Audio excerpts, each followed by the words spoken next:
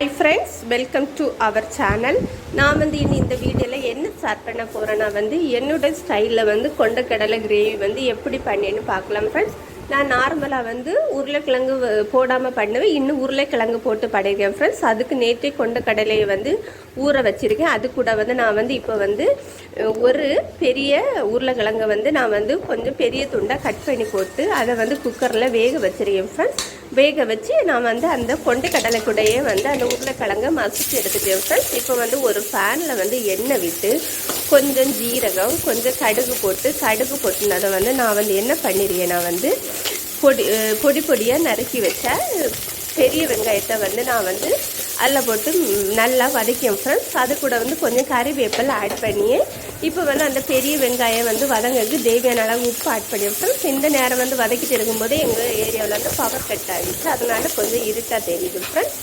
இப்போ அந்த வெங்காயம் ஓரளவு வதங்கினதை இந்த கொஞ்சம் பூண்டு அப்புறம் கொஞ்சம் பச்சை மிளகாயை நான் தோல் உரித்து வச்சுருக்கேன். பச்சை மிளகாய் பொடி பொடியாக நறுக்கி வச்சுருக்கேன். அதையும் போட்டு அதில் மிக்ஸ் பண்ணியேன் ஃப்ரெண்ட்ஸ். இப்போ எல்லாம் மிக்ஸ் பண்ணதும் இதுக்கு தேவையான அளவு மசாலா ரெடி பண்ணிடலாம்.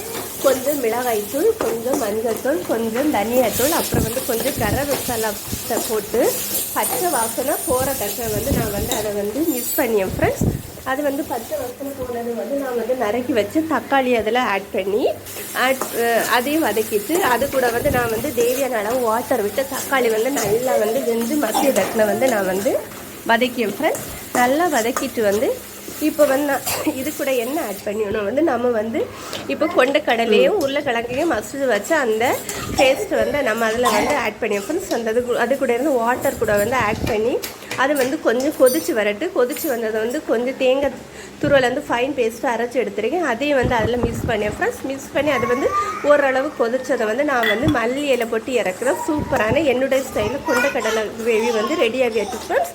இதை நான் இன்னும் இடியாப்பத்துக்கு தான் ஃப்ரெண்ட்ஸ் ட்ரை பண்ணி சூப்பராக இருந்தது. நீங்கள் இந்த மெத்தடை ட்ரை பண்ணி பாருங்கள், சூப்பராக இருக்கும். வீடியோவை பிடித்திருந்தால் லைக் பண்ணுங்கள்.